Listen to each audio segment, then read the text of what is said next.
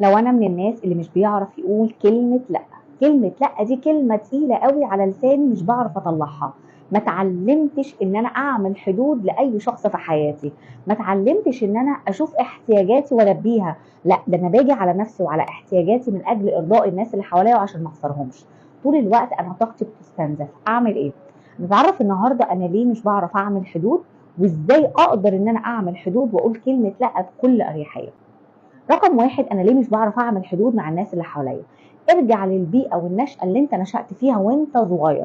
البيئه كان فيها حدود فعلا وكانت واضحه وصريحه، ولا كان فيه تساهل ما كانش فيه حدود؟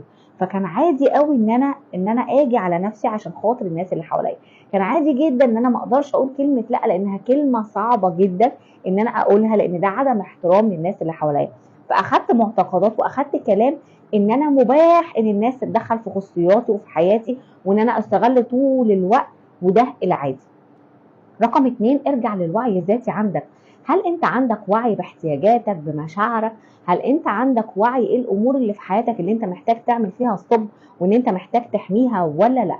رقم ثلاثة، لو انت من الاشخاص اللي طول الوقت عنده قلق اجتماعي، بيخاف من الصراع والمواجهة، بخاف ان انا اقول لا عشان هينتقدوني يقولوا عليا كلام سلبي، فدايما بقول حاضر ونعم، دايما برضي باي حاجة على حساب نفسي عشان خاطر ان انا ما ادخلش في المواجهة والصراع ده، لان انا ما اتعودتش على ده. رقم اربعة، لو انا طول الوقت بخاف من الرفض، فانا باخد القبول لذاتي من خلال وجود الناس اللي حواليا، فطول الوقت بقول نعم وحاضر عشان يقبلوني. باجي برضو على نفسي وعلى خصوصياتي وعلى احتياجاتي عشان الناس ما ترفضنيش وتقبلني. طب ازاي ان انا اكون عندي حدود واقدر اقول كلمة لا بكل حزم وانا مش قلقان ومش خايف؟ رقم واحد، تبدأ تشوف ان انت المسؤول عن حياتك وعن راحتك النفسية وعن سعادتك وسلامك الداخلي، فالقي المسؤولية على ذاتك.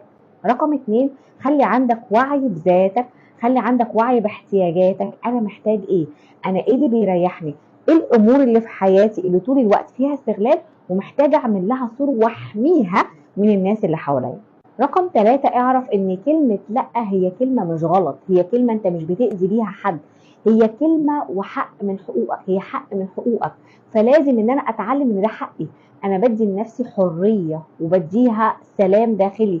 انا بحمي نفسي من اي اذى هيأذيني او اي شعور سلبي هحس بيه، من اجل ان انا بقول نعم وحاضر. فانا من حقي اقول كلمة لا واكون حازم، واكون بقولها بلطف وباحترام. يعني انا بقول لا لان انا بحمي نفسي، مش باذي الناس اللي حواليا. رقم اربعة، لازم تكون واضح ومحدد. يعني ما ينفعش حد يجي يعلي صوته عليك وتيجي تقول له لا انت لازم تحترمني. لا، انا لازم احط حدود وتكون واضحه، ان انا بالنسبه لي الاحترام يعني انت توطي صوتك معايا، فانا اقول له انا ما بحبش الصوت العالي، وطي صوتك وانت بتكلمني. كده انا بقيت محدد وواضح وانا بحط الحدود. اخر حاجه، لازم تتقبل رد الفعل. لازم يكون عندك استعداد لرد الفعل. يعني لازم تتقبل ان هيحصل انتقاد، هيحصل كلام سلبي، هيحصل اختراق من بعض الاشخاص ليك في حدودك، لان انت ما تعودتش من البدايه انك تعملها. فلازم ان انا اتقبل ويكون عندي رد فعل لاي حد هيتكلم كلام سلبي او ينتقدني، ولازم ان انا استمر في المهاره دي ان انا اتعلمها. يكون عندك اصرار ان انت بالنسبه لك انك بتحمي ذاتك، ودي حاجه من خصوصياتك. يا جماعه، انا لما بكون بعمل حدود دي انا بقول ايه اللي ليا وايه اللي عليا. انا بعمل حدود وبحترم الناس اللي حواليا، لان في حاجه اسمها احترام متبادل. انا عايز العلاقه دي تكون مبنيه على الثقه، انا عايز العلاقه دي تكون مبنيه على الاحترام. انا بعمل حدود عشان احافظ على العلاقات الخاصه بيني وبين الناس اللي حواليا. فمهم ان انت تبدا تغير المعتقدات اللي جواك، وتبدا تشتغل على نفسك وتتعلم المهاره دي، ويكون عندك التزام واستمراريه، لانها بدايه تغيير حياتك.